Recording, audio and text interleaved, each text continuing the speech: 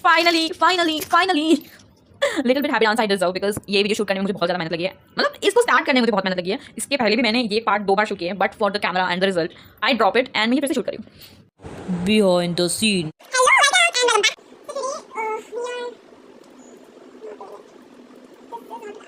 Ow!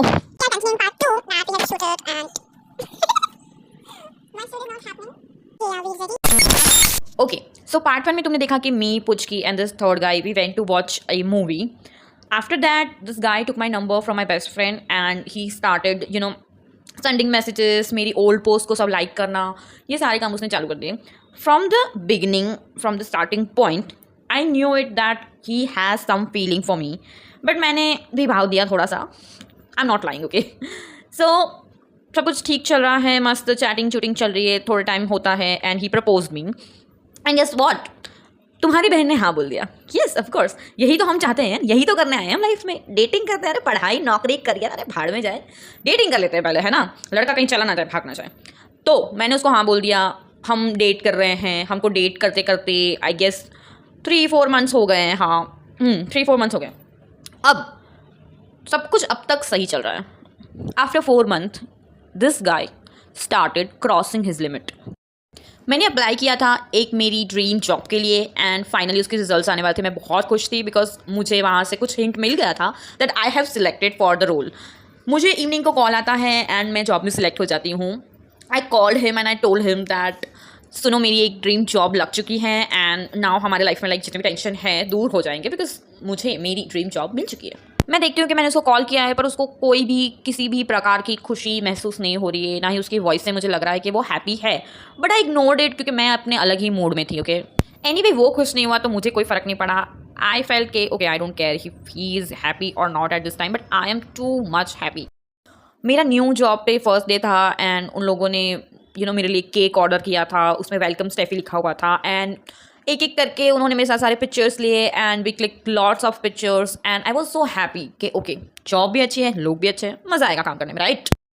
So every Sunday वो मुझे मिलने आता है एंड इस बार संडे आया. मेरे नीचे पीजी के नीचे ही एक कैफ़े था, टी पोस्ट करके हम लोग वहाँ पे जाते हैं and he has this habit to check my phone. Okay, and he started checking my phone. ऐसा नहीं था, उसने पहले भी ये सब किया था एंड मुझे कोई फ़र्क नहीं पड़ता था क्योंकि मेरे फ़ोन में ऐसा कुछ भी होता ही नहीं था जिसका पकड़े जाने का मुझे डर लगे. Okay, so he started checking my phone and suddenly he said one thing जिसने मेरी दुनिया, दिल सब हिला के रख दिया.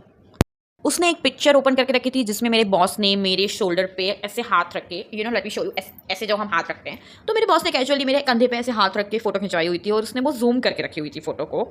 फ़ोटो देख के मैं समझ गई कि अब क्या होने वाला है. He literally has this courage to say this to me, like a girl like me who is so much modern. Are you dumb?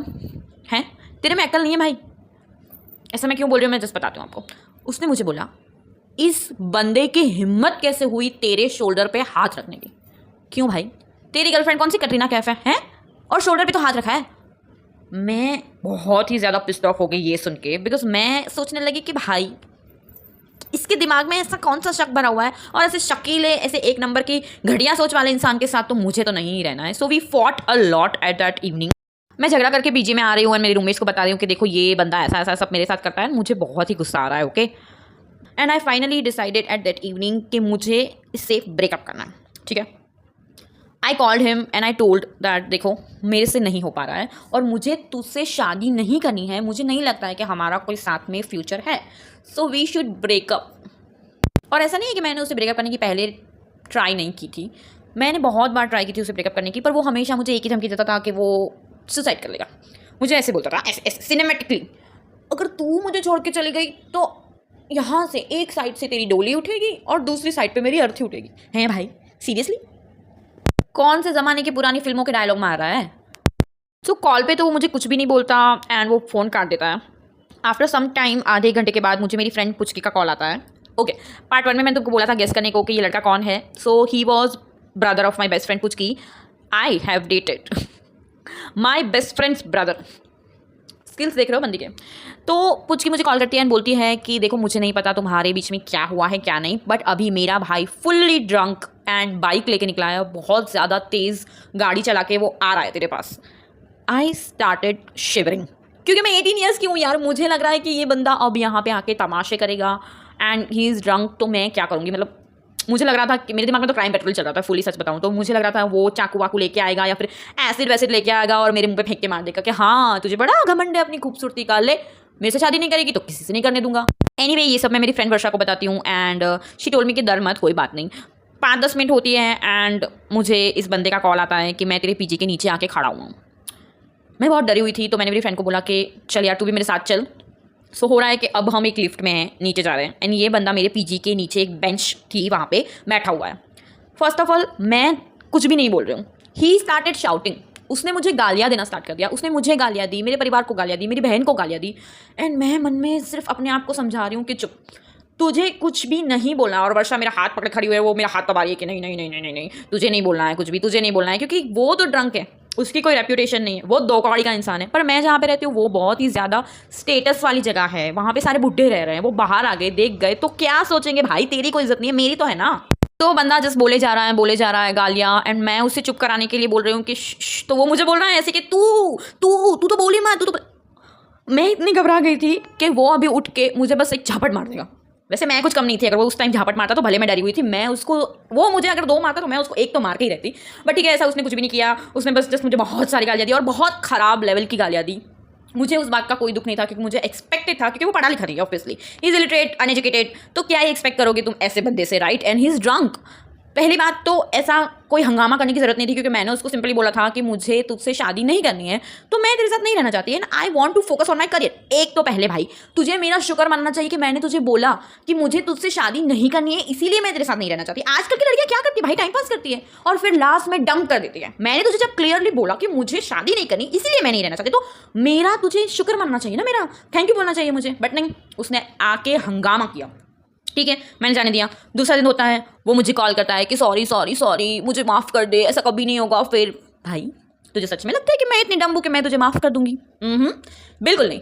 मैंने उसको बोला स्ट्रेट फॉरवर्ड कि भाई सुन, मुझे तेरे साथ नहीं रहना, अब तो बिल्कुल नहीं रहना, क्योंकि तूने जो कल तमाशे किए हैं वो तो बहुत ही ज़्यादा ऊपर लेवल के हैं एंड मैं तुझसे शादी करके मेरी लाइफ को रिस्क में नहीं डालना चाहती हूँ। तो मैं उसे कुछ पढ़ती नहीं हूँ, मैं उसकी कोई बात नहीं सुनती हूँ। फिर उसने मुझे दिन में 2, 3, 4, 5, 6 बारी कॉल करना चालू किया। फर्स्ट कॉल में वो बोलता था कि तू मेरी बेस्ट फ्रेंड बन जा, सेकंड कॉल में बोलता था मेरी सिर्फ फ्रेंड बन जा, थर्ड कॉल में बोलता था तू मेरी गर्लफ्रेंड बन जा, फोर्थ कॉल में मुझे गालियाँ देता था। ये सब उस बंदे ने 6 महीने किया। Can you believe it? 6 महीने। और 6 महीनों तक मैं चुप थी क्योंकि मुझे लगता था कि वो सच में या तो सुसाइड कर लेगा, या तो मेरी कंपनी में आके तमाशे करेगा, या तो फिर कुछ ना कुछ करके मेरी बहन के घर चला जाएगा। क्योंकि उसने मुझे हर कॉल में बोला था कि मेरे पास तेरे फोटोग्राफ्स है, और ऐसे तो कोई भी फोटोग्राफ्स हमने खिंचवाए भी नहीं थे, लेट मी टेल यू, ऐसे कोई भी फोटोग्राफ्स उसके पास नहीं थे। सोचो अगर होते तो क्या कर लेता भाई, तब तो अच्छी बात है, एआई वेआई कुछ भी नहीं था, वरना ये क्रेजी बंदा तो एआई में मेरे फोटोज बना के अपलोड भी कर देता कहीं पे। वो हर बार मुझे धमकी देता था कि मैं ये फोटोग्राफ्स जो हैं तेरे मेरे, वो तेरी बहन को जाके बता दूंगा। और मैं डरती थी क्योंकि मुझे लगता था कि मेरी बहन को अगर ये सब पता चला तो वो क्या सोचेगी मेरे बारे में, और वो सोचेगी कि इसको फ्रीडम दे के मैंने गलती कर दी और इसको अकेले पीजी में छोड़ के मैंने गलती कर दी, क्योंकि ये तो बहुत ही बिगड़ गई है एंड ऐसे घटिया से लीचर से बंदे को डेट कर रही है और इसीलिए इसका पढ़ाई में ध्यान नहीं है। तो मैं नहीं चाहती थी कि वो ये सब करे, तो इसीलिए मैं चुप थी। और मुझे ये भी डर लगता था कि कहीं ये मेरी कंपनी पे आके तमाशे ना कर दे भाई। जैसे मैंने बोला कि मुझे डर लगता था वो कंपनी पे आ जाएगा, ठीक है, क्योंकि वो पीछे पे आके एक बार ऐसे लीचड़ पंती कर चुका है, तो ऐसे घटिया इंसान का तुम भरोसा कैसे कर सकते हो, राइट। बट ठीक है, तो मैं डर रही थी, मैं नहीं बोल रही थी। 6 महीने जाते हैं, 7 महीने जाते हैं, मैं कुछ नहीं बोली। वो बंदा मुझे हर महीने कॉल करता था अलग अलग नंबरों से, क्योंकि मैंने उसको हर जगह से ब्लॉक करके रखा था, राइट। अपने फ्रेंड्स के फ़ोन से वो मुझे कॉल करता था, मैसेजेस करता था कि सारा जो मैंने तुमको बताया ड्रामा। 8वें महीने फाइनली मैंने डिसाइड किया that I am not going to handle this all of the drama created by him. अब मैं बहुत ही ज़्यादा पिस्ड ऑफ हूँ एंड मैं इस बंदे को झेल नहीं सकती हूँ। उसके बाद उसका एक बार फिर से कॉल आता है and started using abusive words for me and my family. तुम्हारी बहन ने सोचो क्या किया। मैंने अब सोचा है कि मैं नहीं डर रही, मैंने उसको सामने गालियाँ देना चालू किया कि हैं ये वो, गालियाँ नहीं दूंगी मैं ऑब्वियसली।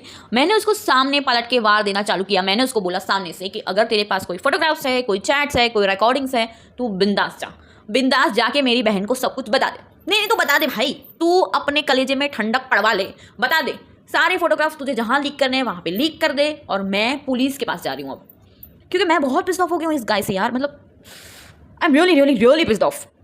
एंड गेस व्हाट, मेरी ये चाल चल गई.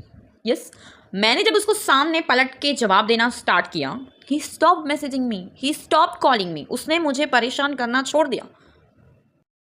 सो ये थी story that how I dumped him and he was so much toxic, he was so much toxic. और मैं भगवान को सिर्फ और सिर्फ यही दुआ करूँगी कि ऐसा बंदा कभी भी किसी भी लड़की को ना मिले. और जो ट्रॉमा मैंने सहन किया, जो डर और जो दहशत के साथ मैंने दिन निकाले, वो किसी भी लड़की को ना देखने पड़े. और girls, womens, if you are watching this, I want to tell you that कोई भी लड़का अगर मरने की बातें करता है, तुम्हें धमकियाँ दे रहा है ना कि मैं ब्लैकमेल कर दूंगा, ये कर दूंगा, वो कर दूंगा, उसको बोलो कर, तुझसे जो होता है कर. Because we have police with us, we have our friends and हमारे घर के लोग.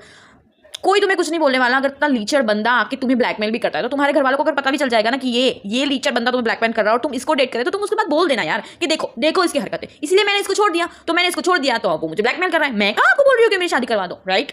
तो अपने घर वालों से भी मत डरना. अगर कोई लड़का तुम्हें बोलता है कि मैं जाके तेरे घर वालों को बता दूंगा, बता दे.